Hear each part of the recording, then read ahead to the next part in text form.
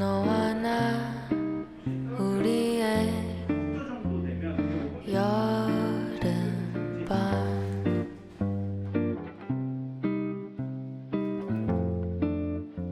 안녕하세요. 플로리스트 박성호입니다. 그 세 글자 네 눈에 떠올라. 오늘 여러분들과 함께 이야기 나눠볼 것은 가드닝을 어디서 배울 수 있을지에 관한 이야기를 나눠보려고 합니다. 잠깐만 아니야 떠오른 그 말. 결론을 앞서 빨리 말씀드린다면 가드닝은 각 분야가 조금씩 다르기 때문에 내가 만드는 결과물에 따라서 배우는 곳을 정해야 합니다.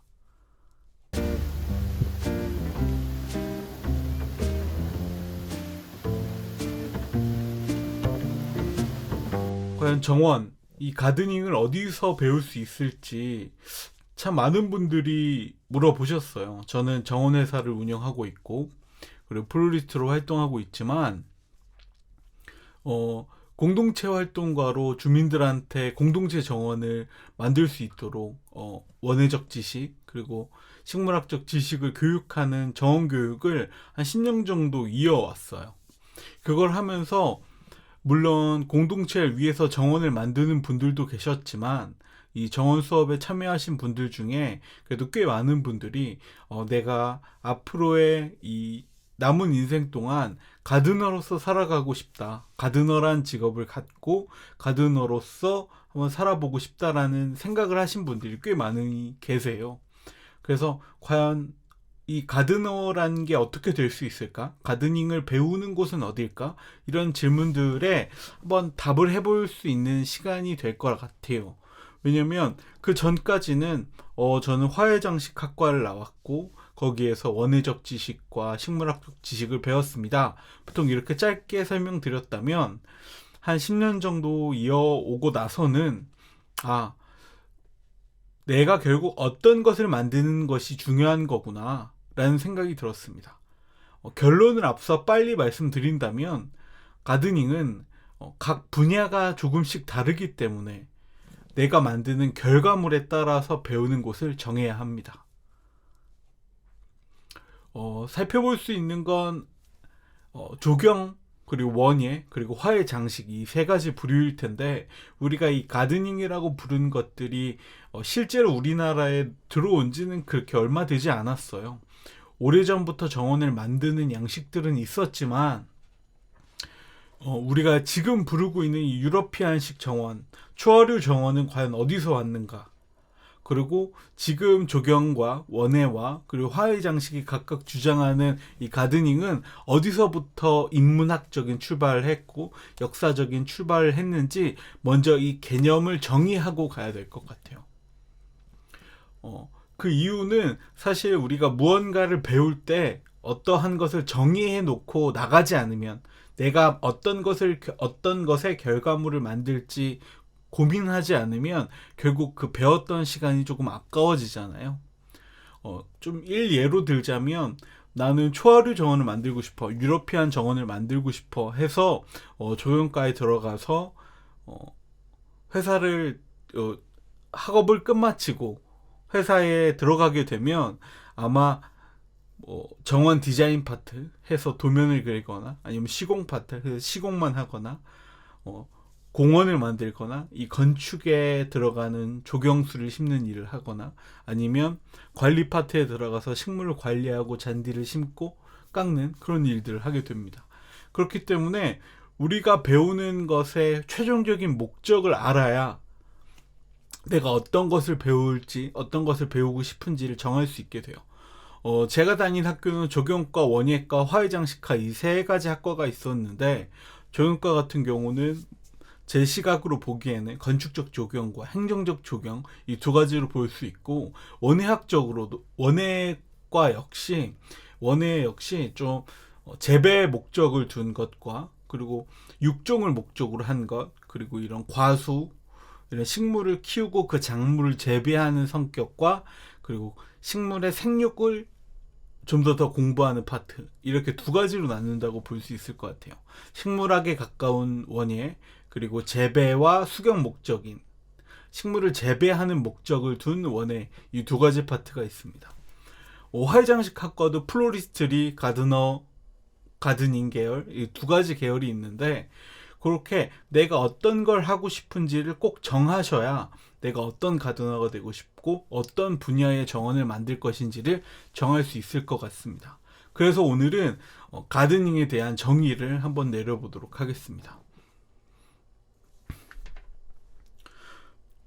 우리가 계속 유튜브로서 정원에 관련돼서 정원은 어떤 의미인지를 간접적으로나마 직접적으로나마 컨텐츠를 만들어서 이야기를 나눠봤었어요.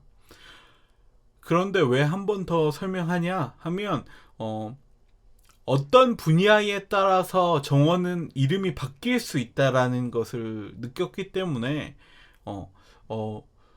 내가 생각했던 조경은, 내가 생각했던 정원, 내가 생각했던 가드닝은 조금 더 큰 규모야.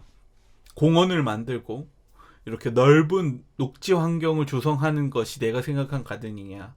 내가 생각한 가드닝은 영화에 나오는 초하류 정원이야. 내가 생각했던 정원은 개인의 공간에 식물로서 어레인지해서 계절별로 바뀌어가는 그 풍경을 보는 것이 난 정원이라고 생각해. 이렇게 각자의 학술적인 정의와 분야적인 정의, 그리고 인문학적인, 역사적인 정의가 각각 다르기 때문에 조금의 시선의 차이가 있을 수 있다고 생각했어요. 그래서 시선의 차이에 따라서 학술적인 차이에 따라서, 그리고 지원하는 행정 부처의 차이에 따라서 조금씩 달라지게 됩니다. 그렇기 때문에 우리는 어떤 가드닝을 할 거고 어떤 정원을 만들지를 한번 오늘 개념을 정의하면서 이야기 나눠보도록 하겠습니다. 원래는 굉장히 짧게 축약하고 싶었어요. 근데 어떠한 개념과 정의를 내린다는 건 생각보다 그렇게 간단치 않더라고요. 세상에는 이렇게 이분법적으로 바로 네, 아니요 나눌 수 있는 것들도 있고 나누지 못하는 것들도 있잖아요.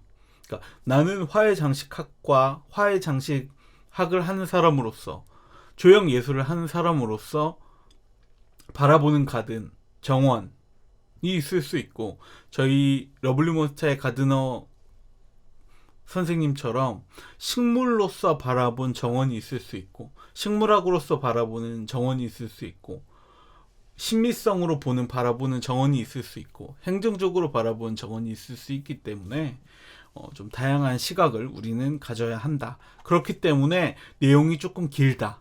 각각의 시선에 맞춰서 설명해야 되기 때문에 오늘은 조금 길게 갈 것 같습니다.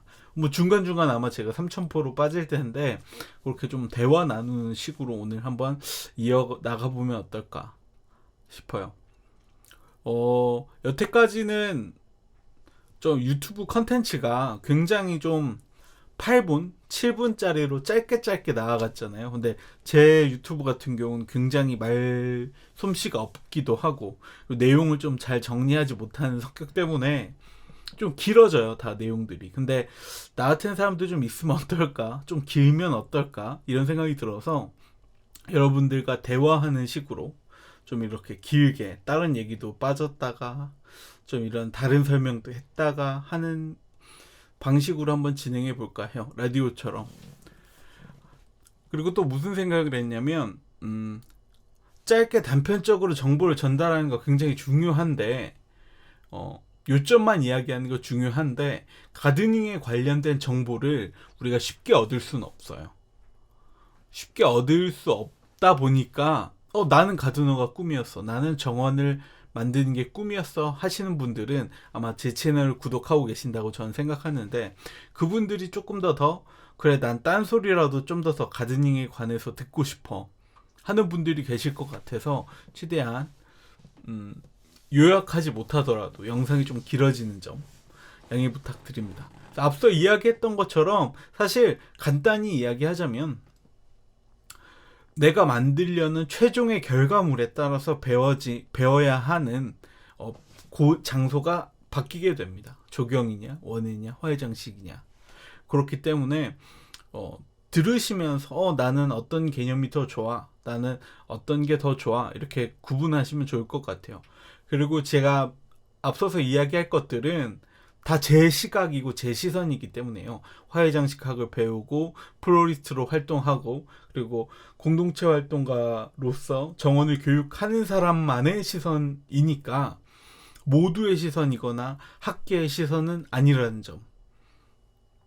물론 저도 정원회사를 운영하고 있지만 모두의 시선이 같을 수는 없잖아요. 그렇기 때문에 틀린 부분이 있을 수 있고 틀린 정보가 있을 수 있다는 점, 그냥 하나의 소견이라는 점, 그렇게 이해해 주시면 좋을 것 같습니다. 이걸 다 외워서 이야기하기는 쉽지 않기 때문에 읽으면서 하나씩 해설하면서 이야기 나눠보도록 하겠습니다. 외국에서는 가드닝이라는 가드닝이라는 건 사실 굉장히 범위가 넓어요. 음식처럼 넓은 분야를 의미해요. 근데 우리나라에서는 특히 이 가드닝, 이 정원에 관련된 것을 어느 학계가 가져가느냐에 따라서 많이 이야기를 했어요. 조경 쪽에서도 가드닝에 관련된 학술적인 논문도 만들고 학술도 만들어서 이야기를 하고, 원회에서도 가드닝에 관련된 이야기를 하고, 그리고 사실 부심이지만 제가 졸업한 천안연암대학교의 화해장식학과가 처음으로 가드닝 학부를 만든 거예요. 그렇기 때문에 저희는 가드닝이라는 유러피안 정원을 만드는 것을 특화했기 때문에 이 정원이라는 개념을 훨씬 더 일찍 전 접했거든요. 그래서 이 화해장식학과가 말하는 정원, 이 세 가지가 각각 다르기 때문에 어느 학계에서 말하는 정원인지가 조금씩 다르다는 점. 근데 외국은 하나예요. 그러니까 조금 쉽게 설명하자면 가드닝이라는 건 음식을 말해요. 그 안에 조경도 있고 그 안에 원해도 있고 그 안에 초하류 정원도 있고 그리고 그 안에 화훼를 이용한 식물과 꽃을 이용한 장식이 있는 거죠. 근데 우리나라에서는 사실 가드닝이라는 분야가 많이 알려지지 않았었어요. 그리고 많이 널리 퍼지지 않았었어요. 그렇기 때문에 우리나라 문화에서 원예라는 건 굉장히 후발주자인 거죠. 70년대, 80년대 때 붐을 일었었던 문화이기 때문에 들어온 지 얼마 안 됐기 때문에 조금 더 우리는 가드닝이라는 것보다 조경, 행정적 조경, 녹지 환경, 공원, 그리고 주택에 들어가는 묘목, 주택에 들어가는 관목, 초목, 교목, 이런 것들, 이런 관목 위주의 이런 나무 위주의 녹지 조성, 녹지 환경 조성들을 대부분 먼저 접하게 됐었다는 거죠. 그래서 초하류라는 건 굉장히 식물학적 지식이 있어야만 관리할 수 있기 때문에 이런 원해를 가지고 하는 이 문화가 굉장히 후발주자라는 점. 그래서 외국과는 조금 실정이 다르다는 걸 이야기합니다. 그래서 우리나라는 조경과 원해 그리고 화의장식 이 세 가지에서 가드닝에 관련된 행정적, 학술적 의미가 달라진다. 이렇게 정의해 볼 수 있겠습니다. 먼저 이제 조경에 관련돼서 제 시선으로 설명해 드린다면 행정적 경관 조성 그리고 건축학적 조경, 이 두 가지로 나눌 수 있다고 생각해요. 행정적이라는 건 뭐냐면 시민이 살아가는데 꼭 필요한 녹지 환경을 이야기해요. 사람이 살아가는데 녹지 환경이 필요해요. 왜냐하면 원래는 인간은 녹지 환경에서 살았어요. 풀숲에서 살았다는 거죠. 풀숲에서 원하는 것도 없고 풀숲에서 쉬고 위험도 자연으로부터 피해서 도망가고 풀숲에 숨고 풀숲에 앉아서 쉬고 그리고 이 자연이 주는 열매들을 따먹고 살아가고 이런 것들을 해왔다는 거죠. 그래서 인간의 DNA엔 자연에서 편안함을 느끼고 휴식을 느끼고 스트레스 수치를 낮추는 역할을 해왔어요. 근데 이게 농업에서 공업으로 넘어갈 때 녹지 환경들보다 공장, 시멘트, 콘크리트로 덮여서 녹지 환경들이 쭉쭉쭉쭉 줄어갔어요. 그랬더니 녹지 환경이 없으니까 발생되는 문제점이 하나둘씩 생겼었던 거죠. 그래서 인간은 꼭 녹지 환경이 필요하구나 라는 걸 행정에서 처음 도입했었습니다. 그 센트럴파크 있잖아요. 센트럴파크. 그 센트럴파크도 같은 의미라고 볼 수 있는 거죠. 인간이 왜 우리 아파트 지면 꼭 그 주변에 호수나 강이나 아니면 공원을 꼭 만들잖아요. 그게 인간은 자연 속에서 살아야 하고 그것이 인간의 삶에 꼭 필요한 구성 요소이다 라고 생각한 것이에요. 그래서 우리 현대 주택 같은 거 보면 한 70년대 80년대 때 지어진 주택 보면 꼭 그 식물을 심어야만 됐어요. 지금도 그렇긴 하지만 지금 주차장 만들면 되긴 하는데 녹지 환경을 무조건 조성해야 되는 법이 있었어요. 그래서 조그마한 화단이 있거나 아니면 옥상에 화단이 있거나 그런 식으로 식물을 심게끔 돼 있었다. 우리나라 역시. 그래서 이 건축학적 조경은 거기서부터 출발했었던 거죠. 행정적으로 녹지 환경이 필요하다는 것이 강조되다 보니 인간이 나는 식물과 자연과 함께 같이 살아가고 싶구나. 건축할 땐 그것이 아주 필수 요소구나 해서 같이 진행됐었던 거죠. 그래서 지금의 행정적인 조경은 공원이나 가로수나 이런 것들을 보통 조성하거나 만드는 걸 뜻해요. 지금 가든 디자이너들 중에 대부분이 아파트 건축회사나 아니면 조경회사에 들어가서 대규모 아파트 부지나 아니면 대규모 주택 부지 그리고 이런 성남에 많은 소규모 주택들 땅콩주택 이런 것들의 정원을 조경을 디자인할 텐데 그것도 건축회사도 사실은 건축회사와 조경회사를 같이 하는 경우가 많아요. 그래서 이 회사는 보통 대부분 공원을 만드는 회사다. 녹지 환경을 만드는 회사다. 그리고 이 회사는 건축을 위주로 하는 회사다. 이 분야가 나눠지잖아요. 조경 역시 그렇게 나눠지게 되는 거죠. 그래서 건축학적 조경은 개인이나 공급자가 주거 환경을 조성할 때 건축학적 측면에서 초목, 관목, 녹지 등을 조성하는 것인데 주거 환경에 필요한 녹지 환경을 조성한다는 시각에서는 같으나 공급과 수급, 규모의 등에서 차이를 보인다. 쉽게 본다면 조성과 관리가 보통 이분화되어 있다. 이분화되어 있다라는 걸 쉽게 표현한다면 공원을 조성하는 사람과 관리하는 사람, 주체가 다르다는 거예요. 보통 공원을 어떻게 만드냐 하면 공원 녹지과에서 공원을 만들기로 계획서를 만들어요. 그래서 발주하는 거죠. 그럼 입찰을 통해서 조경회사에서 입찰을 받아요. 그럼 디자인과 예산을 제출하게 되는 거죠. 그러면 그 중에 가장 예쁜 디자인과 관리하기가 쉬운 방식의 그 공원을 채택해서 그곳을 이제 진행하게 되는 거예요. 소규모 정원도 마찬가지죠. 그렇기 때문에 입찰을 받아서 조성하게 되면 관리까지는 AS 기간이라고 보통 하는데 한 3, 4개월에서 6개월 정도 나무가 죽지 않는지 잔디를 심었는데 여름이 지나고 나니까 장마가 오고 나니까 잔디가 꺼진다든지 나무가 햇볕에 타서 죽는다든지를 해서 AS 하는 경우는 있지만 그 정원 자체를 꾸미고 관리하지는 않습니다.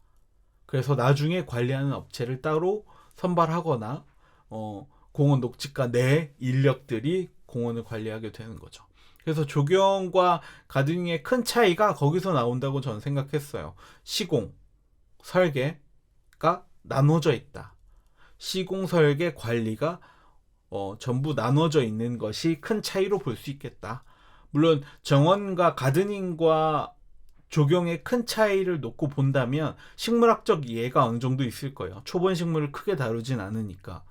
그래서 이 초본 식물을 다루지 않는다는 점, 자세하게 다루지 않는다는 점, 그리고 규모의 차이, 크고 작고의 차이, 그리고 만드는 사람과 관리하는 사람이 다르다는 점, 요것들이 크게 가드닝과 조경에 다르다는 점으로 볼 수 있는 거죠. 왜 관리에 대한 얘기가 자주 나오냐면, 정원을 만들 때는 대부분 초목이나 교목이나 관목도 심지만 초하류도 많이 심거든요. 그러면 이 초하류가 한 번 심고 죽는 게 아니고 계속 살아나가야 되잖아요.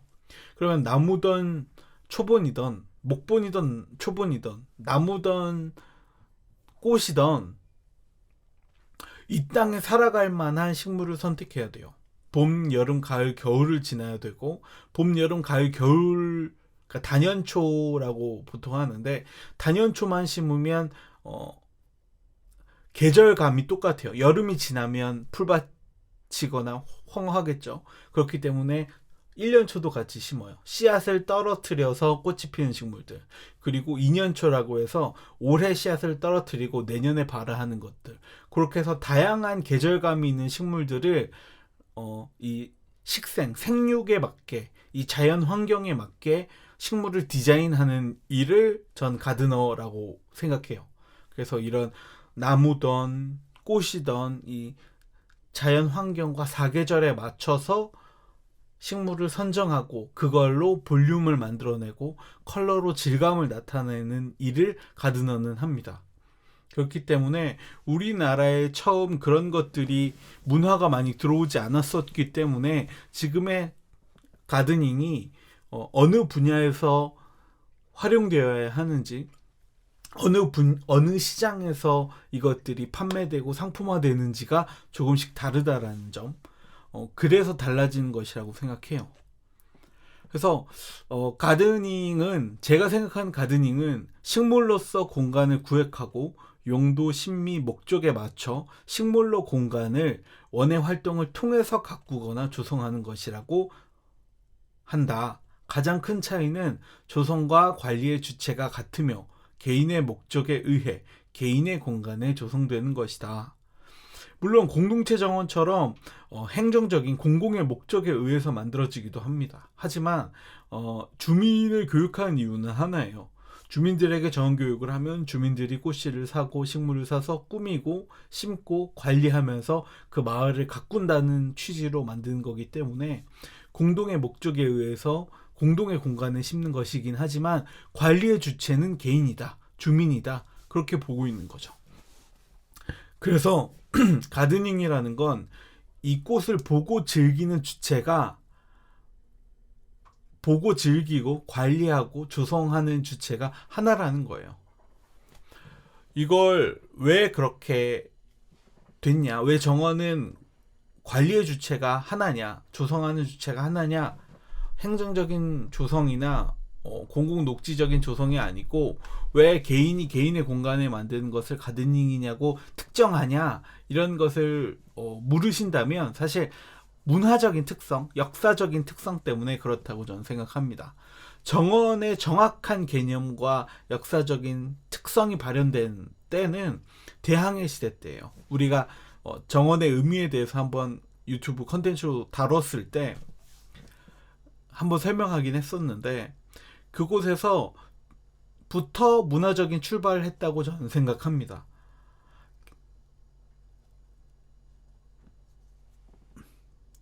자신의 주거 환경에서 조성을 하고 가꾸는 사치의 개념에서 출발했다고 저는 늘 이야기해 왔었어요.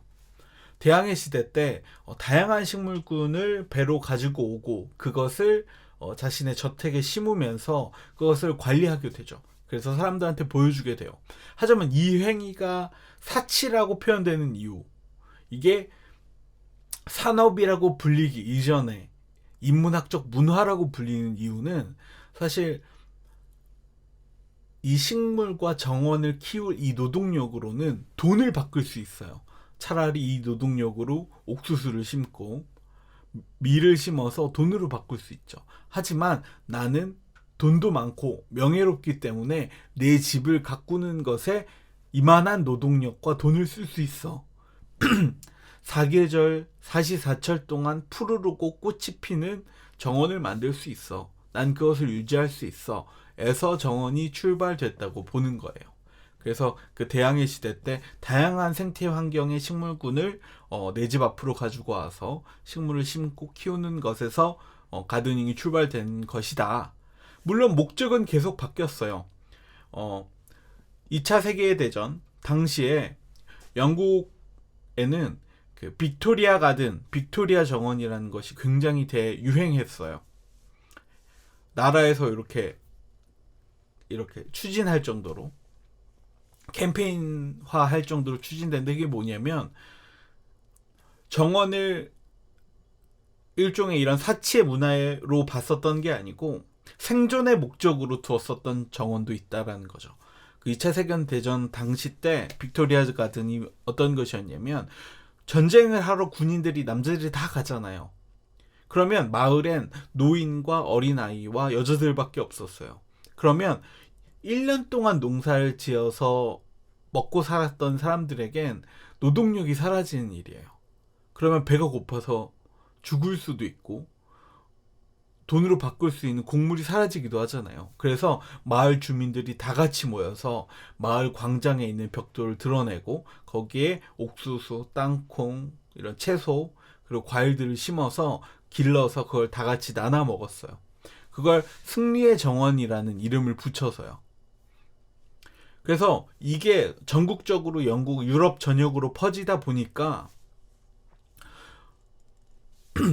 이제 수확물이 남아서 전쟁을 하는 전장으로까지 보내게 되기도 했었죠. 그래서 지금은 영국 전역에만, 미국에만 2,000개가 넘는 빅토리아 가든이 있고 영국에는 그 수가 더 넘는 빅토리아 가든이 있습니다. 뭐 빅토리아 가든이라는 단어를 쳐서 검색해 보시면 아마 빅토리아 가든 공동체 정원에 관련된 이야기들이 많이 나오는데, 제가 공동체 활동을 하다 보니까 이런 이야기들이 많아요. 여기도 식물을 재배하고 하는 곳인데 가든이라고 보통 표현하잖아요.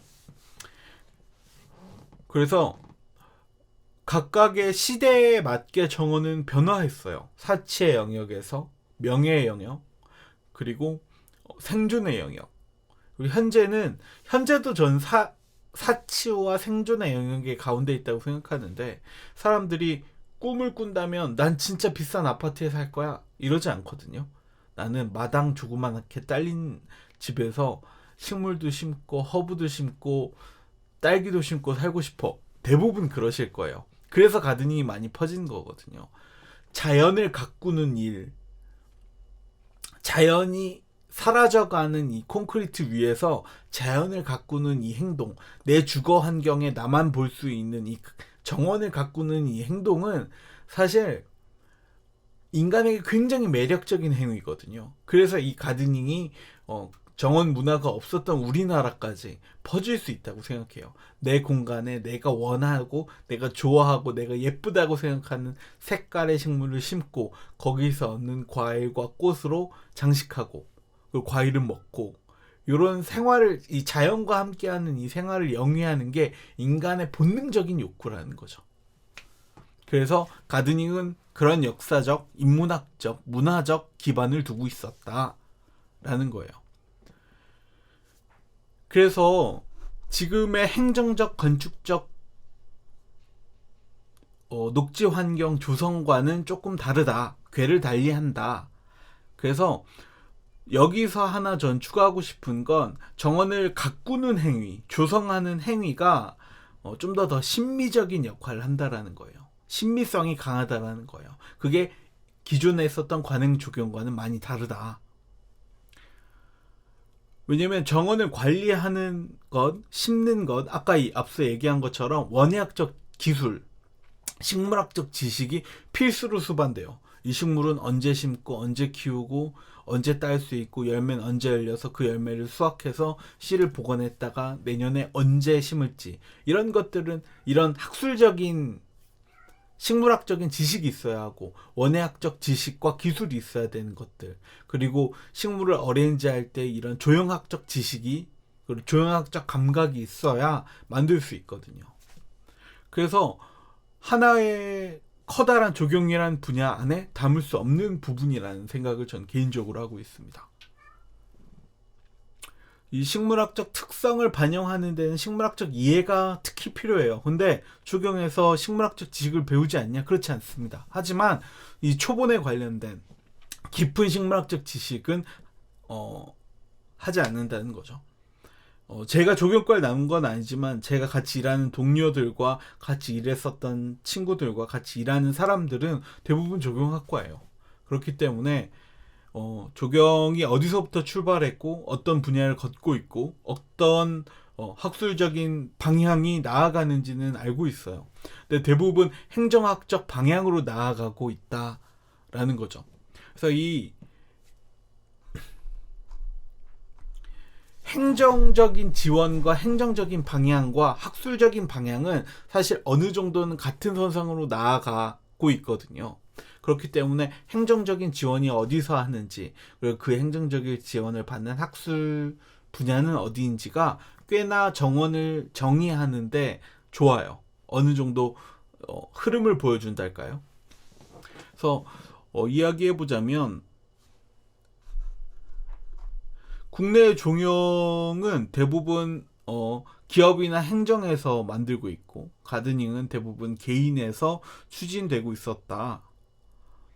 이런 것들을 나타내고 과거에는 학술적 편입을 놓고 많이 싸웠어요. 가드닝을 어디로 편입시킬 거냐. 가드닝이라는 문화가 핫하다는데 누가 가져갈래? 이걸 많이 했었다고요. 조경학과에서 또 우리 이런 소규모 정원, 이 초하류가 들어간 소규모 정원 좋아? 했기도 했고 원예학 쪽으로 근데 이게 원예 문화이기 때문에 이건 원예학으로 들어오는 게 맞지 라고 보는 주체도 있었고요. 그렇기 때문에 아직까지 요것들이 조금 이분화돼서 행정적으로도 조금 나뉘는 부분이 있다. 지금 현재는 대부분 농림수산축산식품부 밑에 있는 곳에서 그 다툼을 하고 있는데 농림축산식품부가 가드닝, 이 정원 가드닝 문화는 우리 농림축산식품부가 맡을 거야 라고 했는데 그 밑에 산림청과 농촌진흥청으로 좀 이분되는 부분이 있어요. 단편적으로 놓고 보면 농림축산식품부 안에서 산림청은 이런 정원, 조경과 관련된 정원 문화, 정원을 가꾸는 문화, 이런 산에 가서 무엇을 해보자, 아니면 나무를 심어서 나무 공원을 만들자라는 방향으로 나아가고 있고, 농촌진흥청의 경우에는 도시농업, 도시에서 식물을 키우자. 근데 그것이 작물, 이런 채소, 허브, 이런 초하류를 섞어서 하자. 그래서 도시농업 쪽으로 가고 있어요. 요 두 부분이 이렇게 다투고 있었죠. 근데 이 새롭게 등장한 건 뭐였냐면, 제가 보면서 얘기해서, 도시재생 사업이라는 거 많이 들어보셨죠? 그린 뉴딜, 뉴딜 사업. 그래서 녹지 환경을 조성하는 것이 중요하고, 그리고 이런 생태 환경에 도움이 되는 건축 방향으로 나아가야 한다. 그렇기 때문에 공공 녹지 시설을 만들 때 공공 녹지 시설과 건축에 이런 녹지 환경을 포함시키는 걸 우린 그린 뉴딜이라고 하자 해서 이 국토부 산하에서 행정 지원을 하기도 했어요. 조경학계에. 그렇기 때문에 조경학계와 원예학계는 아직도 이 가드닝에 대한 편입을 놓고 각자의 사업으로서 선의의 경쟁을 하고 있는 거죠. 그래서 행정적 분야가 나뉜다. 행정적 분야가 나뉜다는 것은 학술적인 분야도 나뉜다고 볼 수 있다. 이렇게 볼 수 있어요. 근데 이제 저는 그 사이에 낀 화훼장식학과 출신이잖아요.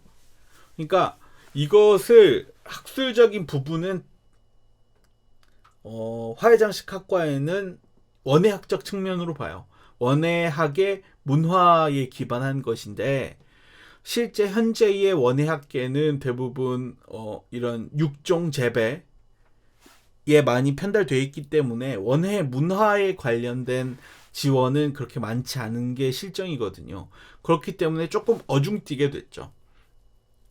그래서 그 사이에서 이제 가드닝이라는 건 앞서 얘기했었던 것처럼 인간의 욕망과 자연과 가까워지고 싶고 그 자연을 소유하고 싶은 인간의 그 욕망에서 비롯된 것이기 때문에 조금 차이가 생겨난다라는 거예요. 그래서 이 개념이 조금씩 달라지는데, 저는 아무래도 화해장식학적 정원을 배웠기 때문에 심미적인 부분, 물론 저희도 다 이 도면 그리고 뭐 휴먼 스케일 해가지고 뭐 면적이 얼만큼 밑에 배가 어디에 지나가고 여기에 사람이 이쪽으로 가게 만들고 밑에 조금 이렇게 엣지를 둬가지고 사람이 건너가지 않게 하고 이쪽으로 유도시키고 이 공간을 어떤 공간으로 용도 설정하고 이 공간은 어떤 심리적인 역할로서 용도를 발현하는지에 대해서 설정하고 뭐 이런 식의 건축학적인 도면도 그리고 건축학적인 이런 설정도 하지만 결국 심리학적인 조형적인 것을 조금 더 치중하고 있거든요. 그래서 어떻게 보면 규모의 경우라고 볼 수도 있지만 계속 이야기했었던 것처럼 최종적으로는 어떤 문화에서 파생됐고 그 문화를 따라가냐가 더 중요해요. 뭐 크게 정원을 만들면 당연히 크게 만들겠지만 대부분 개인에 기반한 문화적 경험이기 때문에 문화적인 측면이기 때문에 적용과는 조금 거리가 있고 원예학적 문화이다. 원예 활동이다. 이렇게 보고 있는 거죠. 그래서 여러분들은 어떤 가드닝을 하시고 어떤 가드닝을 꿈꾸시는지 모르겠어요. 현재 가드닝 트렌드 같은 거 보면 그린 테리어라고 해서 이런 화분을 집안에 곳곳에 배치하는 걸 또 가드닝이라고 하기도 하잖아요. 근데 앞서 이야기했었던 것처럼 가드닝이라는 건 범위가 굉장히 넓은 말이에요. 음식이란 단어처럼 푸드 안에 요리가 있고 가정식이 있고 그 안에 호텔 음식이 있고 파인다이닝이 있고 뭐 이런 예술적인 음식들도 있잖아요. 음식을 예술로 표현하는 것들, 실용적이게 만드는 것들, 뭐 이거 얼마예요? 이거 얼마나 싸요? 뭐 이런 식으로 상업적으로 접근할 수도 있고, 아니면 내 아이가 먹을 것처럼 건강하게 만드는 것도 있고, 또 하나는 건강에 치중해서 약처럼 쓰일 때도 있고, 이 음식이라는 것 하나에도 분야가 굉장히 많아지기 때문에 화분 몇 개 놔두고 가드닝이야 그건 아니지 이렇게 말하는 건 아니에요. 하지만 우리가 배울 때 화분에 식물을 심는 걸 배우는 것보다 식물학적 지식, 원예학적 지식을 전부 배우고 화분에 식물을 심는 걸 배우는 게 조금 더 좋다. 그것이 옳다. 이렇게 이야기하고 싶네요. 그래서 3가지 정도를 가드닝을 배울 때 학술적인 지식과 기술적인 지식을 배우면 좋다. 이렇게 보고 있어요. 먼저는 결론적으로는 정원의 규모와 목적, 주체에 따라서 각기 다른 뜻과 정의를 갖고 있지만 배우려는 목적에 맞춰서 학술적인 부분과 기술적인 부분을 나누어야 하는데, 개인적으로 3가지 정도 앞서 이야기했었던 것처럼 3가지 학술적인 지식이 필요한데, 하나는 식물학, 학이라는 단어를 붙여도 좀 어렵지만 이 식물학적 지식, 그리고 원예학적 기술과 지식, 그리고 조형적인 기술과 경험, 이런 이 3가지의 기술과 지식이 필요하다고 봐요. 왜냐하면 앞서 이야기했었던 것처럼 식물이 살아가는데 필요한 식물이 가지고 있는 그게 있잖아요. 어떻게 메커니즘, 이 식물이 어떤 메커니즘으로 어떤 논리로 움직이는지를 우리는 배워야 하고, 그리고 이걸 어떻게 키우고 이 식물을 어떻게 용도적으로 맞게 잘 자라게, 우리나라 기후에 맞게 키울 수 있는지, 미국의 기후에 맞게 키울 수 있는지, 이런 식물을 생육학적으로 이해하고 그리고 원예학적으로 어떻게 키우는지에 대한 기술을 배우는 것이 굉장히 중요하다. 사실 기초식물학 책은 굉장히 얇아요. 그것보다 더 나아가면 뭐 병충해, 뭐 바이러스, 뭐 미세, 적시 원생, 뭐 이렇게 많아요. 원생대, 원생대 식물, 녹주 식물 뭐 굉장히 많지만 기초 식물학 책은 굉장히 얇아요. 요거를 굉장히 쉽게 표현한 책들도 많고. 근데 기본적으로 식물이 뿌리가 왜 자라는지, 줄기의 특성은 무엇인지, 꽃의 특성은 무엇인지, 쌍떡잎 식물과 이떡잎 식물, 외떡잎 식물의 차이는 어떤 것인지, 그 차이에 따라서 물을 빨아 올리고, 기온에 따라서, 기압에 따라서, 온도에 따라서 식물의 채관에 물을 빨아 올리는 속도나 속력이 다르다. 그때 다르기 때문에 씨앗이 맺히는 결과도 다르다. 뭐 이런 것들을 식물학적으로 배우고 난 다음에 원예학적으로는 이 식물을 어떻게 재배할 건지, 뭐 어떻게 생육시킬 건지, 어떻게 번식시킬 건지, 어떻게 재배 환경을 조성할 건지를 배우는 거죠.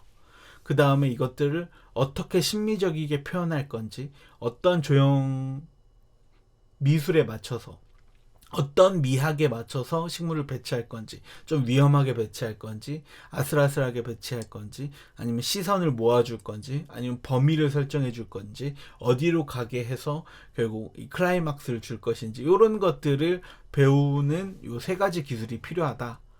식물학, 원예학, 조형학 이 세 가지를 배우는 곳에서, 가르쳐주는 곳에서 식물을, 가드닝을, 정원을 배우는 것이 좋다. 이렇게 추격해 볼 수 있겠네요. 물론 이제 대학교에 들어갈 수도 있고, 학원에 들어갈 수도 있고, 뭐 이런 무료 그런 데도 많잖아요. 그런 데 들어갈 수도 있고, 그리고 화원에서 배울 수도 있고, 유튜브로 혹은 책으로 독학해 볼 수도 있어요. 근데 내가 만들고 싶은 결과물이 뭔지를 생각하시고 선택해 주셨으면 좋겠어요. 그래야 조금 줄거든요. 이건 좀 개인적인 여담으로 저희 학과에 조경학과를 졸업해서 오신 분들도 있고 우리 학과를 나와서 조경학과로 편입하신 분들도 많거든요. 내가 하고 싶었던 일의 결과물이 조금씩 달라요. 나는 정원을 디자인하고 만들고 관리하는 일을 하고 싶어. 난 정원에 스토리텔링을 부여해서 정원을 좀 더 심미적으로 만들고 싶어. 나는 정원을 세일즈하는 게 좋아. 나는 좀 더 큰 규모의 녹지 환경을 만드는 것이 더 좋아. 뭐 이렇게 다 달라요. 근데 내가 그냥 모르는 상태에서 조경학과, 화해학과, 원예학과 이렇게 선택해버리면 내가 만들 결과물이 다 달라지게 되거든요. 그렇기 때문에 내가 배워오는 그 시간 동안 다른 분야로 가기 때문에 내가 결과물을 상상하는 건 굉장히 중요한 것 같아요. 그래서 저는 개인적으로 초하류 정원을 만드는 것을 배웠고 오랫동안 초하류 정원을 만드는 것을 해왔고 교육하고 있지만 저는 초하류 정원을 만드는 것을 굉장히 좋아해요. 프로젝트기도 하고 조형학적으로 식물을 배치하고 컬러를 안에 집어넣고 그거를 또 어떤 의미를 꾸깃꾸깃 담아서 사람들한테 어떤 의미를 보여주고 막 사람들의 시선을 뺏고 막 거기에서 막 열린 과일과 뭐 채소와 꽃이나 뭐 허브나 이런 걸로 요리하고 이런 것들을 사람들한테 교육하는 걸 굉장히 좋아하기 때문에 저는 화훼장식 학과의 가드닝을 개인적으로는 좋아해요. 여러분들이 좋아하는 가드닝은 원예학과에 가까울지 조경학에 가까울지 화훼장식학에 가까울지는 여러분들이 한번 고민해 보셔야 될 것 같아요. 그래서 오늘 배운 걸 조금 결론적으로 얘기해 보자면 결과물에 맞춰서 고민해 보자. 내가 만들고 싶은 정원이 유러피안 정원인지 공공 녹지 환경에 녹지 환경을 조성하는 일인지 아니면 재배학 측면으로 우리가 채소나 뭐 이런 텃밭을 기르면서 딸기도 키우고 하는 것인지 조경학과에서도 식물학을 가르치고 원예학을 가르치고 원예학과에서도 조형학과 이런 경관 조성하는 것과 그리고 식물학을 가르치고 화훼장식 학과에서도 다 둘 다 가르치거든요. 각각 학과에서 다 서로의 분야를 가르치기 때문에 크게 뭐 차이는 뭐 결과물에 따라 다르겠지만 그래도 배울 수 있는 건 분명히 다 서로 중첩돼요. 그러니까 여러분들이 나는 어떤 분야를 좋아할까? 행정적인 녹지 환경인가? 아니면 이런 건축에 쓰이는 녹지 환경인가? 아니면 심미적인 녹지 환경인가? 아니면 이런 용도에 맞춰서, 목적에 맞춰서 이런 텃밭이나 이런 스마트팜 이런 것들을 하는 것이 더 좋은가? 이런 것들을 여러분들이 한번 생각해 보셔야 될 것 같아요. 뭐 결국 끝은 모든 것을 다루겠지만, 모든 것을 다 배우겠지만, 우리가 먼저 배워야 할 것을 그렇게 설정해 보는 것도 나쁘지 않다. 이렇게 결론을 내보겠습니다. 대학교를 들어가는 건 전 굉장히 중요하다고 생각해요. 근데 만학도 분들도 분명히 많이 계셨거든요. 조경학과에도, 원예학과에도, 저희 화훼장식학과에도. 그래서 대학교에서 배우는 것이 중요한 이유는 추진력이 생기는 것 같아요. 쭉 배우기 때문에 놓칠 수도 없고, 레포트를 계속 내야 되고, 디자인을 계속 해야 되고, 자원 관리 계속 해야 되니까 놓칠 수가 없어요. 놓을 수가 없어요. 내 손에 달라붙어 있으니까. 그래서 그런 경험들 때문에 대학교를 추천하는 것 같아요. 전 개인적으로.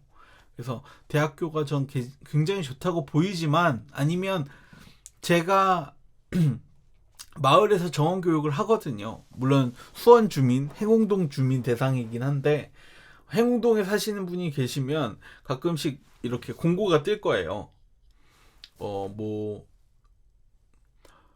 도시재단일 수도 있고, 아니면 수원 문화재단일 수도 있고, 제 이름이 걸려서 이렇게 정원교육을 진행합니다, 공동체 정원 교육 진행합니다라고 하면 대부분 저거든요. 공동체 정원이라는 워딩을 쓰는 건 저밖에 없으니까. 그래서 이 커뮤니티 가든을 교육합니다라고 하면 보통 저니까 신청해서 한번 들어보시는 것도 나쁘지 않을 것 같아요. 유튜브 하시는 분, 유튜브만을 보시는 분들한테 또 정원 교육을 할 수 있으면 좋을 것 같아요. 제가 생각하는 정원에 대해서 한번 설명해 드리고, 정원을 디자인하는 거, 그리고 정원을 만드는 데 필요한 기초식물학, 그리고 이 정원 디자인, 그리고 개념을 설정하는 법, 이 공간의 개념을 구획하는 방법, 내가 생각하는 테마를 공간에 녹이는 방법, 이런 것들의 커리큘럼이 있거든요. 그래서 이런 것들을 유튜브로 설명할 수 있으면 좋긴 좋겠어요. 코로나 심할 때 한번 영상으로만 쭉 교육을 했었던 적이 있거든요. 광교에서 이제 농촌진흥청의 지원을 받아서 이제 도시농업으로서 정원을 교육하는 일이 있었는데, 그때 공동체 정원에 대해서 한번 디자인하고 만들고, 그리고 부자재를 이용해서 만드는 것들 좀 이렇게 정원 교육을 했었어요. 그래서 인터넷으로 영상으로 하는 것도 나쁘진 않을 것 같다는 생각이 들어요. 근데 워낙 이제 큰일이니까 엄두가 안 나는 거죠. 그래서 만약에 원하시는 분들이 많다면 한번 진행해도 좋을 것 같고, 그리고 그것보다 더 좋은 건 제가 이렇게 라이브를 해서 여러분들과 함께 피드백을 나누는 시간이 있으면 좋겠다고 개인적으로 생각했어요. 그래서 제가 이게 뷰가 뭐 한 300, 400씩 나와요. 감사하게도 구독자가 그래도 500명이 넘으셨고, 그리고 한번 뷰를 보실 때 3, 40회밖에 안 되는 걸 경우도 있고, 100회, 200회, 뭐 500회, 만회, 1000회 뭐 이렇게 되는 경우도 있긴 한데, 보시는 분들이 많다면 라이브를 한번 진행해서 여러분들과 이렇게 정원에 대해서 얘기를 하고, 플로리스트의 화훼 디자인에 대해서 얘기하고, 그리고 가드닝에 대해서 얘기하고, 이런 시간들을 가지면 저 개인적으로 좋을 것 같거든요. 그래서 그렇게 한번 진행해 보고 싶은 마음도 있어요. 그래서 이런 라이브를 통해서 여러분들과 소통할 수 있는 시간이 원하시면 댓글에 남겨주시면 제가 라이브를 통해서 고지를 해서, 이 식물은 왜 이렇게 안 커요? 이 식물 왜 이렇게 죽어요? 내가 정원을 만들고 싶은데 이게 맞나요? 아니면 난 플로리스트인데 혹시 더 나은 화훼 디자인 방법이 있을까요? 컬러를 질감으로 만드는데 조금 어려운데 어떤 팁들이 있나요? 이런 것들을 대화를 나눠보는 시간이 필요하시면 댓글에 남겨주세요. 그러면 제가 좀 많으시면 한 20분이 넘어가면 그때 또 라이브를 통해서 이런 대화도 나눠보도록 하겠습니다. 그래서 요점 없는 영상들을 앞으로 계속 올릴 거고요. 그리고 또 하나, 이 공동체 활동에 대해서 마을 만들기라고 보통 표현하는데, 이 공동체 활동에 관해서 영상을 아마 쭉 만들 것 같아요. 그거를 이 채널에 올릴 생각이고, 저는 플로리스트고 정원을 만드는 사람이고 이번에 웨딩 분야의 브랜드를 만들었지만 그래도 제 인간이라는 이 중심축 안에 하나는 공동체 활동가로서의 축이 있거든요. 그래서 공동체 활동 그리고 공동체 사업 그리고 행정 사업들 이 마을 동네 이런 것들에 대한 이야기를 한번 이 채널에서 풀어볼 생각을 해서요. 그런 것도 풀어볼 생각입니다.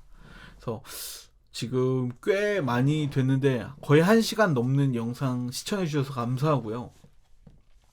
이렇게 그냥 저 혼자 주절주절 떠들었지만 그래도 제 영상이 유익하다고 느끼시는 분들도 계실 바라는 마음으로 이렇게 계속 업로드 하는 거거든요.